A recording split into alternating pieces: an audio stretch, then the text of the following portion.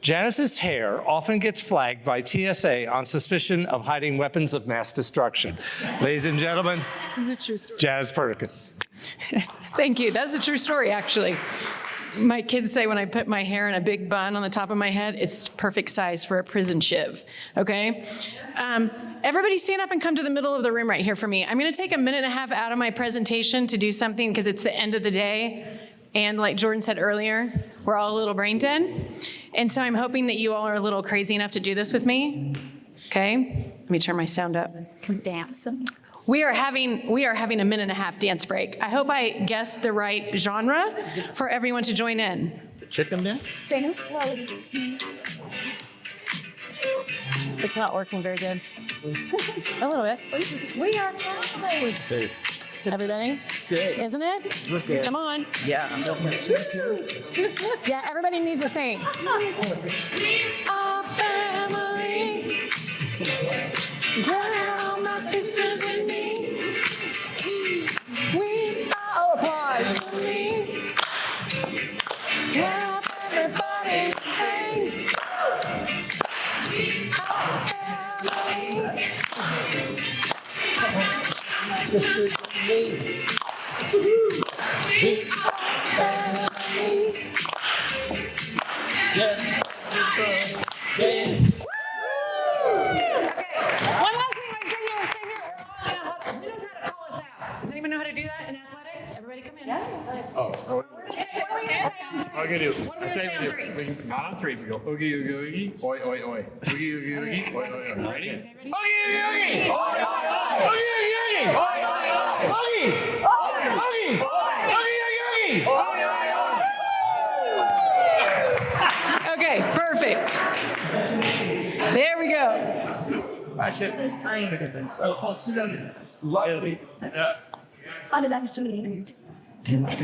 Okay, thank you so much. I hope that gave you guys a little bit more energy today.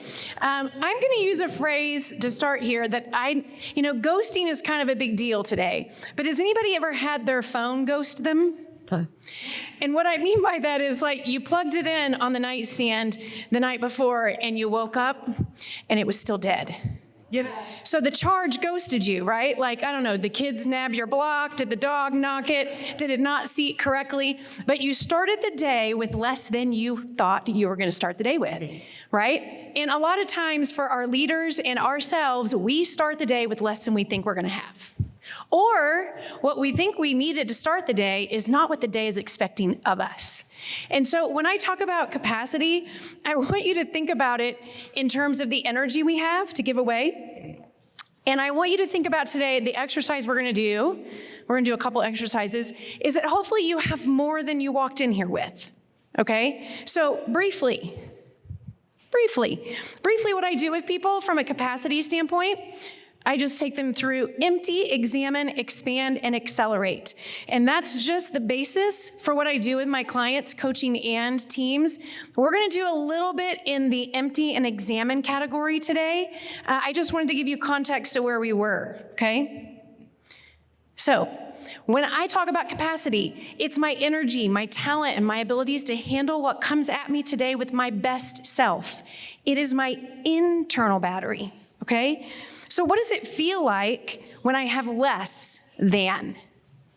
We talked a little bit about Anna. Where's Anna? We talked a lot about that with being drained or having burnout, okay? So this is an exercise that we're gonna do together that is the beginning signs of burnout, and I call it the tend to. Okay? And so what each of you are going to do after I give you examples is you're going to stand up because I'm going to make you move so you don't fall asleep on me. And you're going to find one person you don't know well and you're going to exchange these. One of the first times I did this exercise, somebody thought I was giving them driving instructions. We were talking about 10 and 2. That is not what we're talking about. That's why it says tend to. When I start to get overwhelmed, the beginning stages of getting overwhelmed, I tend to do a few things. I tend to stop delegating and I over-control. I tend to play the martyr. Those things happen at work. At home, my kids will tell you that I tend to point out the one thing that's wrong instead of the 100 things that are right. Okay? These are the beginnings of first and second distress behavior. We all have them. They are the gateway to destruction or the invitation to get calm. Okay? So what I want you to do right now is I want you to stand up. We're not going to do like a list of 5 of these. Believe me, the people who love you could give you 10. But I want you to stand up and I want you to share one 10-2 that you do and exchange. Okay? Ready, go. 3 minutes. Okay, perfect. Thank you for sharing. Everybody start to make your way back. While you're making your way back, I'm going to tell you a story, and then we're going to share a couple of these. My IT director and I, years ago at a telecommunications company, flew to New Smyrna Beach, Florida. Who's from Florida? Anyone? Oh, nobody. They all left. Okay. Get rid of that. No, I'm just kidding. And we're landlocked Kansans. And so when we got to Florida, we knew we were going to be in meetings setting up this new vendor for like 3 days straight. And so we, in the rental car that I'm driving, went straight to the beach. We were staying at the beach, right, directly at New Smyrna. And we wanted to walk with our feet in the sand, like steal 2 shells for our kids to say we were there and then go work. Okay. So anybody been to Daytona or New Smyrna? So it's flat. The beach is flat. You can drive out on it. There are roads on it. The parking lot is kind of part of the beach. So I drove the rental car in following the cars in front of me to park in the parking lot. It was a rear-wheel drive rental car that I was totally not aware of that was rear-wheel drive. I pulled into the parking lot. I slowed down because the car in front of me stopped. But I turned kind of inside the lane, turning into the parking lot, and my rear-wheel drive rental car got stuck in the sand. 5 seconds. So my IT director is laughing really hard at me. But I'm from the country, and my dad taught me how to get out of mud and ice. Reverse drive, you roll out. What happens when you do that in sand? You sink, bumper down. 2 seconds later, bumper down. Took 5 grown men to get the rental car out of the sand, and a lot of hilarity and a lot of female driver jokes, okay? So what I want to tell you about these 10-2s is that when we start them, we usually dig deeper. We get bumper deep because the 10-2 starts, and we get more overwhelmed because we're exhibiting now bad behavior. We feel worse, and we just double down, okay? So we bury ourselves bumper deep. Who has a 10-2 over here they want to share? I get bossy. Bossy. How many other bossy people do you have in the room? Probably a lot. Bossy? Is it kind of mean too? Okay. Who else wants to share one? Do you guys have one? I get what's hyper moody. I get emotionally. Hyper moody? Yeah, like super high strung, like move really fast and high moody. How many people get moody? Moody, volatile, maybe even a little bit, okay? Avoid what's important and do busy stuff. Oh, we have an avoider over here. How many people avoid? Like, I'm going to clean the closet. I start cleaning the junk drawer in the kitchen when I have really important things to do. Anybody else do these things? Yeah? Who else? Jordan? No. Oh, you do that too? Okay, someone different. I shut down and close out and pull away. Okay, cave dwellers. All right? Cave dwellers. I had a guy in a training one time tell me, he was a marathon runner. He said, I start training for a new race when I get really stressed out. He said, so it's really productive. And I was like, I know people who train for marathons. You run 3 or 4 hours at a time. You're a cave dweller. Like, you're avoiding everything, right? You might as well be cleaning a closet. Okay, what's one that hasn't been said yet? Yes? Get really short and focused. Just leave me alone. Let me get it done. Just don't bother me. Right. Okay, so part of this is the beginning of cave dwelling, but I call it the alligator too. It's with the volatile behavior. I bite people's heads off, right? Yeah. Don't come near, don't go in his office. He's in that mood, right? You worked with those people, right? We bite people's heads off. Anyone else? Who has another one? Yes. I just move quicker and quicker and quicker. Ah, there we go. Light speed, okay? She's doing light speed behavior. How efficient is that? Inefficient. Right, completely. So, right, we know that these things don't help us at all, okay? And we double down on them. And the great exercise in doing this with the people you coach and with their teams is because, again, the really bad behavior, we know what that looks like, right? We've talked a lot about some of that. The beginning of the bad behavior is the opportunity. I get a lot less offended when I get calm in that situation. Okay, what do I start tending to do when I get overwhelmed, when I'm stressed out, when I get upset, right? The beginning of that is where I pull myself back. And when I say to a team member, are you okay? Right? It's easier because once you explode, what happens, right? There's this defensive behavior that happens and the domino effect starts, okay? So this is the great thing about the 10-2. And as we're gonna go through this kind of empty bucket, I'm gonna go, this is the entrance, but we're gonna go deeper, okay? This is the beginning, but we're gonna go deeper pretty fast. Okay, here's the reality. We manage our phone battery better than we manage our own, okay? And what I want you to understand in managing our phone battery, especially in today's era, I literally treat my phone battery better than myself, okay? We all do this. It's terrible behavior. And when I thought about it relative to the way we manage technology, and that I will like hoard my charging cord from my own children to charge my phone, I don't care about your technology and your phone, I'm gonna charge my own. I don't do that though with my internal battery. And I leave it empty all the time, and I can't give out of it, all right? The other thing I would never do this when I go to my daughter's volleyball games and I'm in charge of like taking videos and I have my extra charging pack because I know my phone's gonna start to go dead. Would I give that away to somebody else? No, like this is the resource I brought to use, okay? And so I need to manage that in the way I prepare for the things I don't know that are coming today. My extra battery pack has to be charged as well as my internal everyday one, okay? So what I want you to think about in charging your own battery, and this is not criticism to anybody's Candy Crush or what you're streaming, but we have apps running in the background of our lives that we need to delete.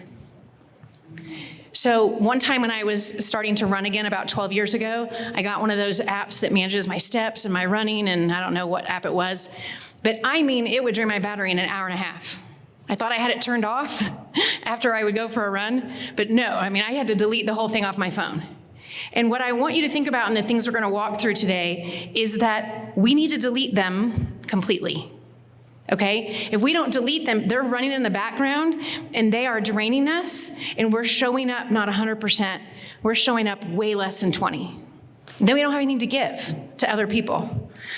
So, okay, this is the way I have to remember this.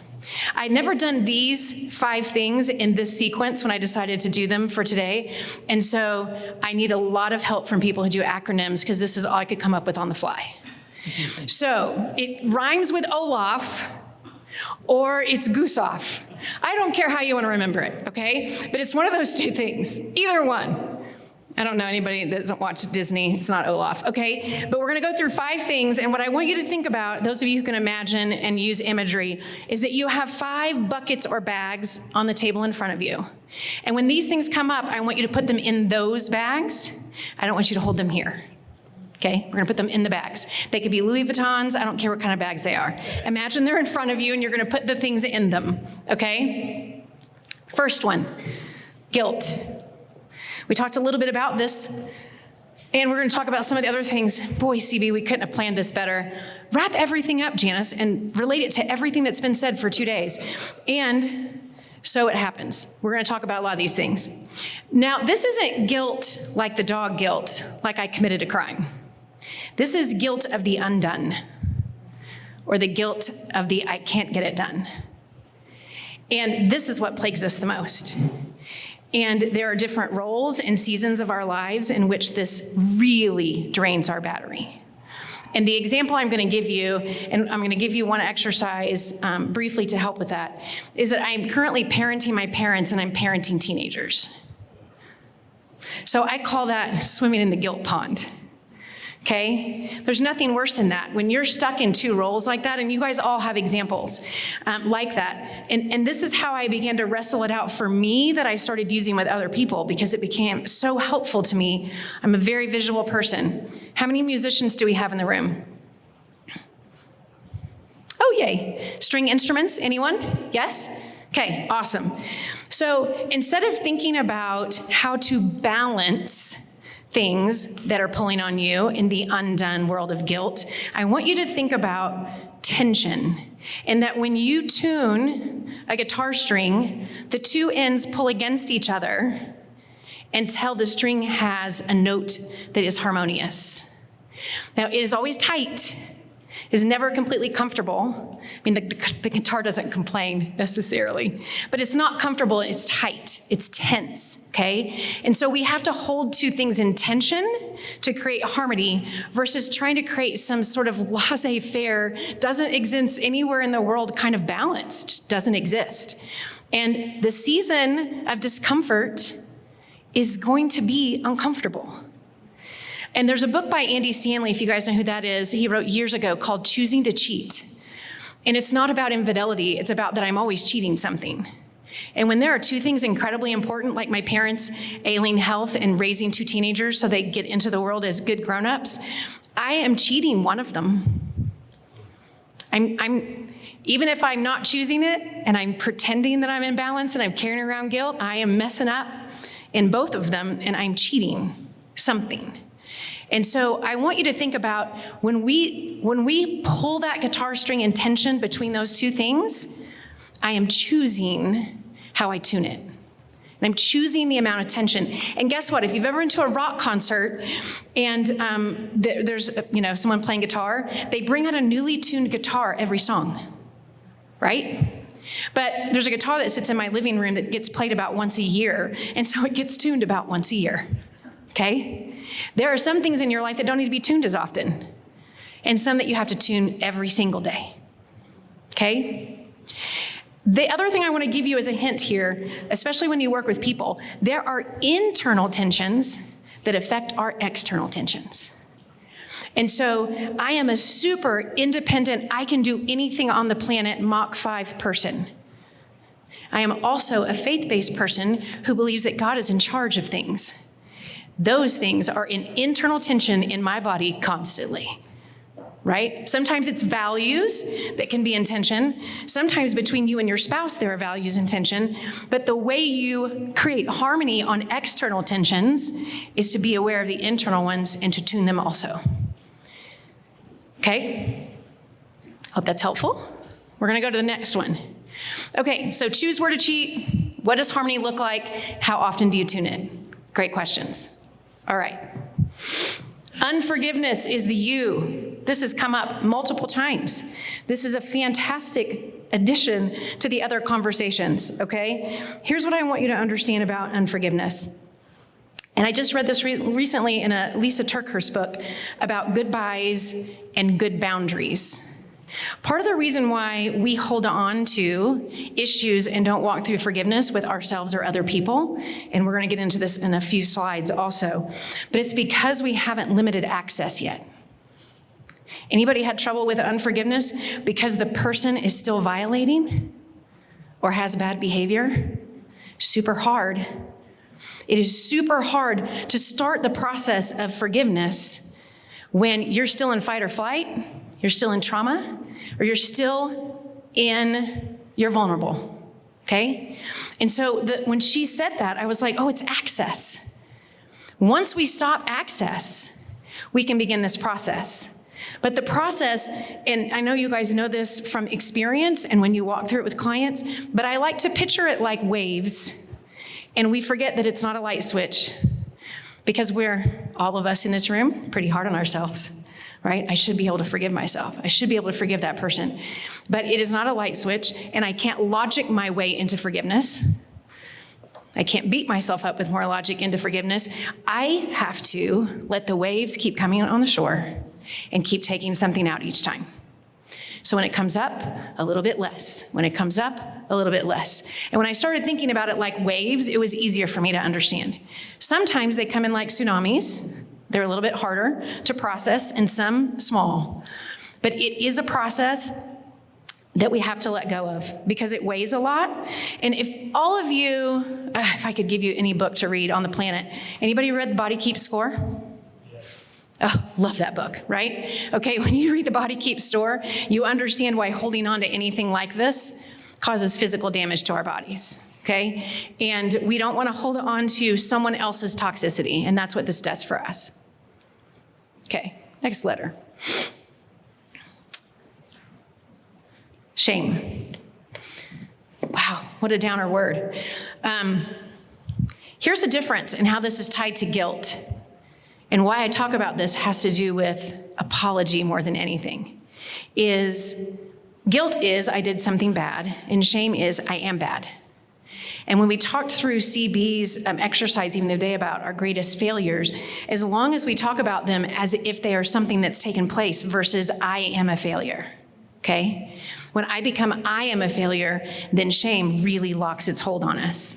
And shame is incredibly dangerous from the standpoint that it keeps us from fixing relationships with other people. It becomes a block. And so I do a lot of training with my teams on restitution or making amends, restoration, whatever you call them. None of us know how to apologize correctly. And we don't, because if I've been an asshole, it's after 4 o'clock I can cuss, right, CB? If I've been an asshole or a bitch, corporately, professionally, or personally, I have to feel how awful I was to you in order to apologize. And that I don't want to do. So I skim by it, okay? The reason why we don't set into proper restitution is because we don't want to feel shame. It's one of the ugliest emotions to hold, feel, and sit in. And so we briefly admit, own, move on, okay? But other people need more than that from us. I love some of the things that we've been talking about related to how do we listen to other people's needs? How do we build respect? How do we do this when I don't want to sit in shame? So how do I make acceptance with my behaviors in order to make restitution appropriately, right? Now, I'm a 22-year recovering alcoholic, so there are other things in my past that locked me up about shame, all right? There are deep histories that we can examine. That's a whole nother day.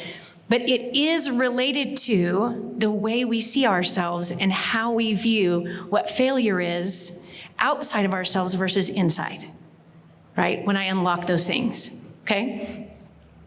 Next. Offenses. If I had a bouncing ball, that's what I would have right here in front of me. And I would say, pretend that the bouncing ball in my hand is an offense or a snide comment, whatever it is, and I bounce it over to Marva. What are the choices that Marva has when I bounce the ball to her?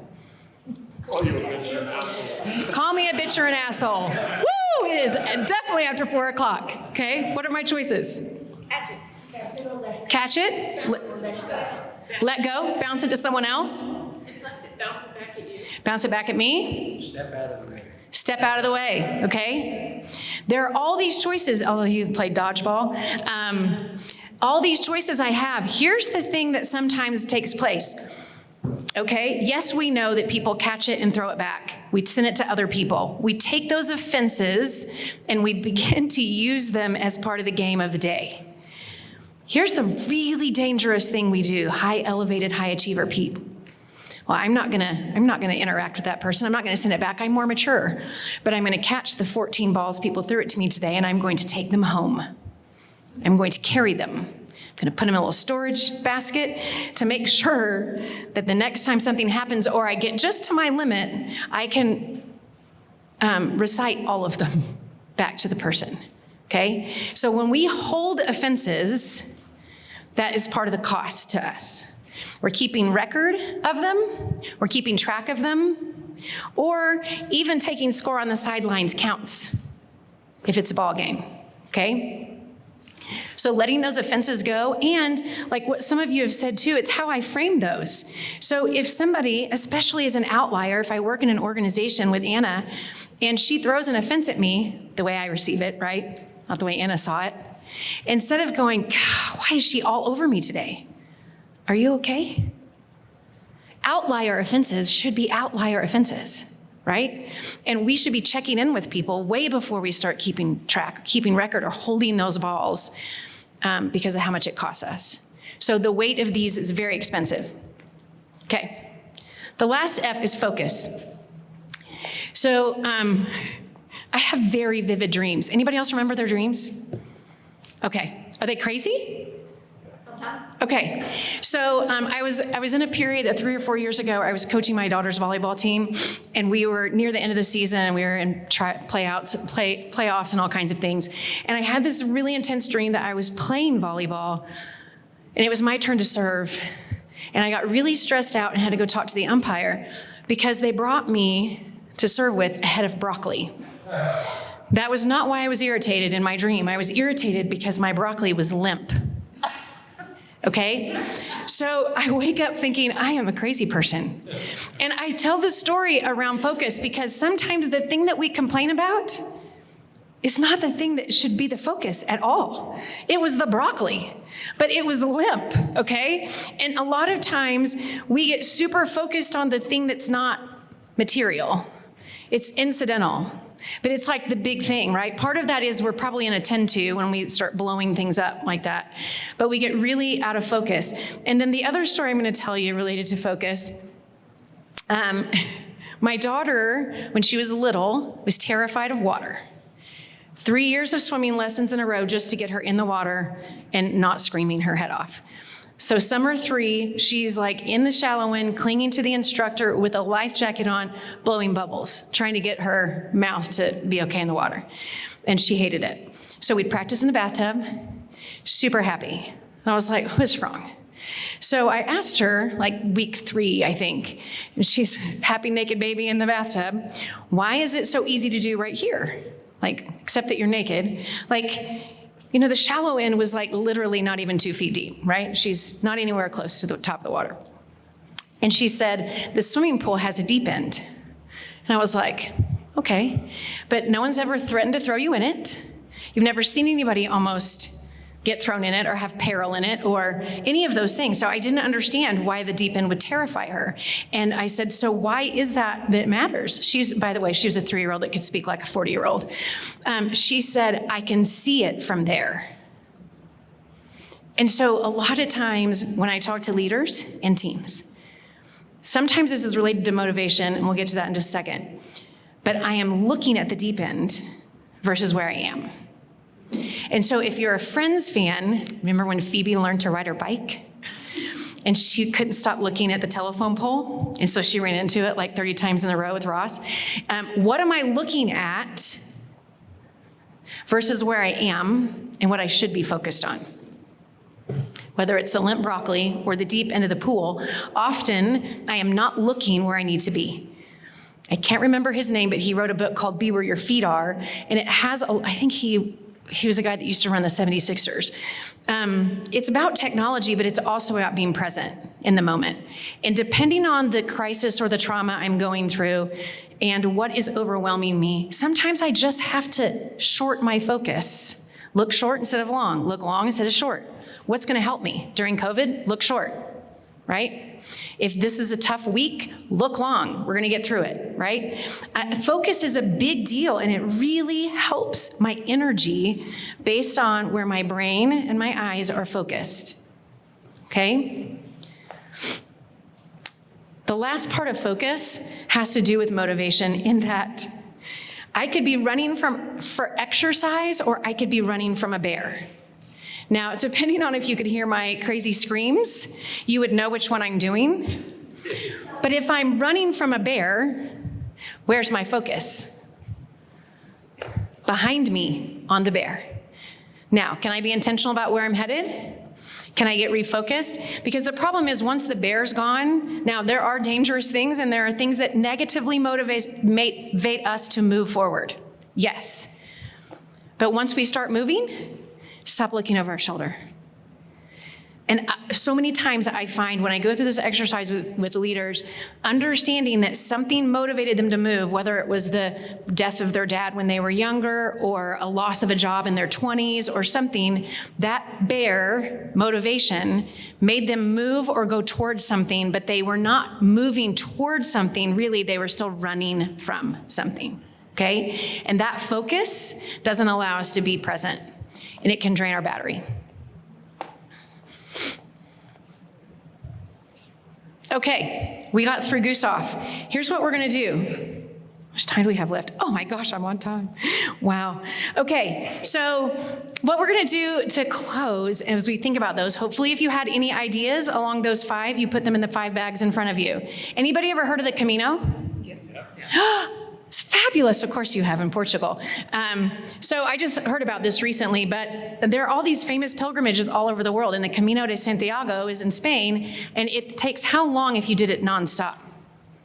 11 days, 21 days, something? Couple weeks. Most people do it in sections. What? Nonstop, a whole month, yes, okay? So we're not gonna do a Camino today. What we're actually gonna do, but I wanted you to think about that from the terms of a pilgrimage, we're gonna take a virtual walk as if we're walking into a labyrinth.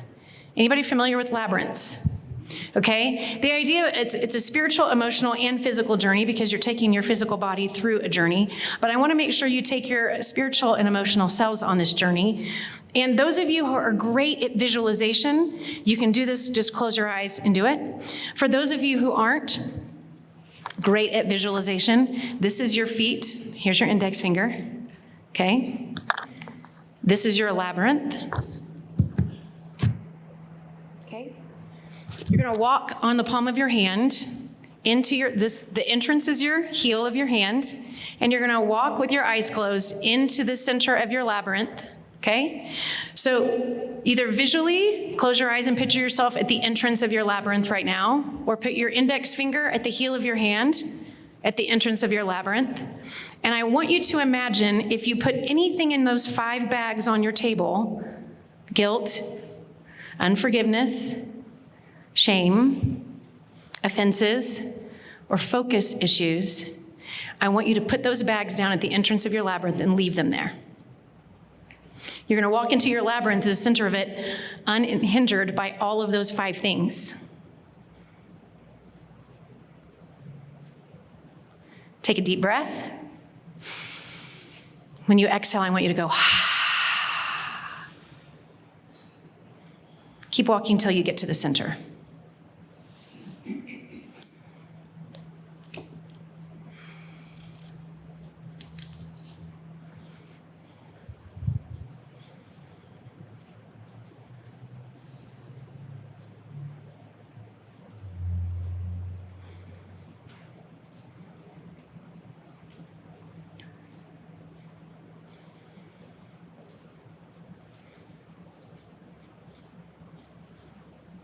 So at the center of your labyrinth, I want you to take another deep breath and exhale, ha.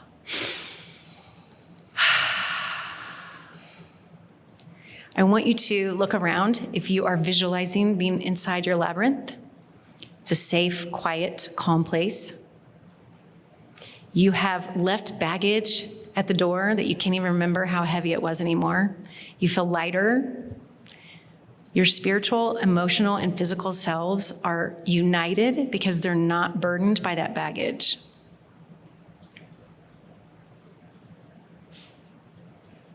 Take another deep breath.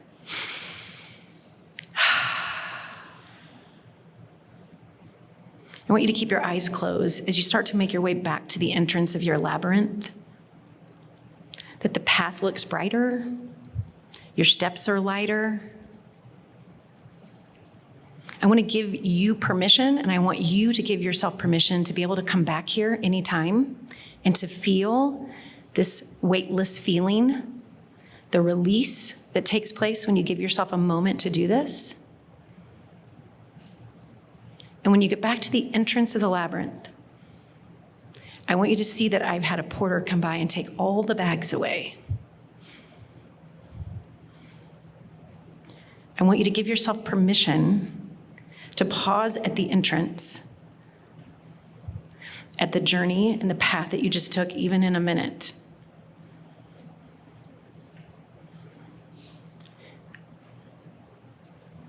And what it feels like to be able to recharge even that quickly.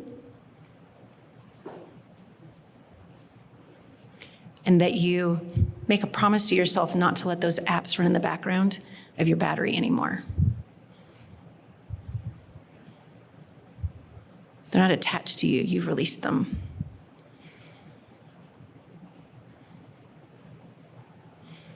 Take one more deep breath. Okay, open your eyes. Thank you guys for taking that journey with me. I want you to say something with me. As we stand outside of our labyrinths, I want you to say, we're going to all do it together. I'm going to say, I am Janice Perkins, and you're going to say your full name. I am whatever with me. Are you ready? Say, I am Janice Perkins. Okay? Say it again, and I want you to say, I am Janice Perkins. I am Janice Perkins. Perfect. This time I want you to say, I am Janice. Just shorten, don't drop, just drop your last name. Ready? I am Janice. Right? I am Janice. I am Janice. Okay? Now with authority, I want you to say, I am. I am. One more time. I am. Thank you. Thank you, guys.